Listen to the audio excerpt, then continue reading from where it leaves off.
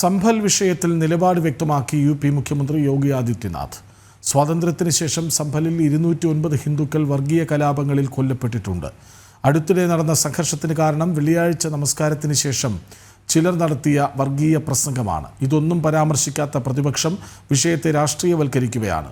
ഹരിഹർ ക്ഷേത്രം തകർത്താണ് അധിനിവേശ ശക്തികൾ സംഭലിൽ തർക്കമന്ദിരം നിർമ്മിച്ചതെന്നും യോഗി നിയമസഭയിൽ പറഞ്ഞു. സംഭൽ സംഘർഷവുമായി ബന്ധപ്പെട്ട് സർക്കാരിനെതിരെ സമാജ്വാദി പാർട്ടി ഉയർത്തിയ ആരോപണങ്ങൾക്ക് സഭയിൽ മറുപടി നൽകുകയായിരുന്നു യോഗി. പതിറ്റാണ്ടുകൾ നീണ്ട സംഭലിന്റെ വർഗീയ കലാപ ചരിത്രം യോഗി ആദിത്യനാഥ് വിശദീകരിച്ചു. 1947-നും 2024-നും ഇടയിൽ 209 ഹിന്ദുക്കൾ ഇസ്ലാമിസ്റ്റുകളുടെ ആക്രമണത്തിൽ സംഭലിൽ കൊല്ലപ്പെട്ടു. ഇതേപ്പറ്റി ഒരക്ഷരം മിണ്ടാത്ത സമാജ്വാദി പാർട്ടി അടുത്തിടെ കൊല്ലപ്പെട്ട 4 പേരെ പറ്റി മാത്രം സംസാരിക്കുന്നതായി യോഗി വിമർശിച്ചു. 1947 से लेकर के अब तक 209 हिंदुओं की निर्मम हत्या वहां हुई है संभल के अंदर, 209 हिंदुओं की। और एक भी बार किसी ने उन निर्दोष हिंदुओं के लिए कभी 2 शब्द नहीं कहे, उनके प्रति, उन परिवारों के प्रति संवेदना के शब्द नहीं कहे. ഇസ്ലാമിക അധിനിവേശത്തോടെയാണ് സംഭലിൽ കലാപം തുടങ്ങുന്നത്. പുരാതനമായ ഹരിഹർ ക്ഷേത്രം തകർത്താണ് തർക്കമന്ദിരം നിർമ്മിച്ചത്. ബാബർനാമയിൽ തന്നെ ഇക്കാര്യം പറയുന്നതായി യു.പി. മുഖ്യമന്ത്രി ഓർമ്മപ്പെടുത്തി.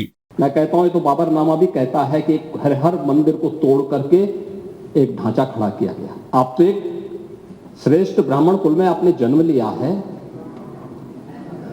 आप तो भारत के पुराणों की परंपरा पर विश्वास करते हैं. हमारा पुराण भी इस बात को कहता है कि भगवान विष्णु, श्री हरि विष्णु का 10वां अवतार संभल में ही होगा, उसी संभल में होगा. കോടതി നിർദ്ദേശത്തെ തുടർന്നാണ് തർക്കമന്ദിരത്തിൽ സർവേ നടന്നത്.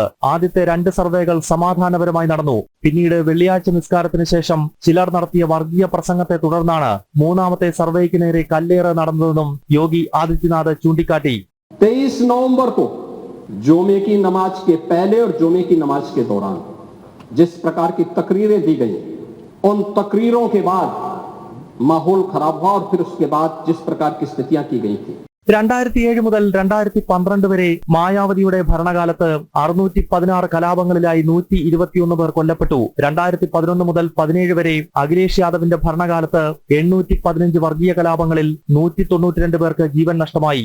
ഇപ്പോൾ ഉത്തർപ്രദേശിൽ ഇത്തരം വർഗീയ കലാപങ്ങളില്ലെന്ന് നാഷണൽ ക്രൈം റെക്കോർഡ്സ് ബ്യൂറോയുടെ കണക്കുകൾ നിരത്തിക്കൊണ്ട് യോഗി ആദിത്യനാഥ് പറഞ്ഞു.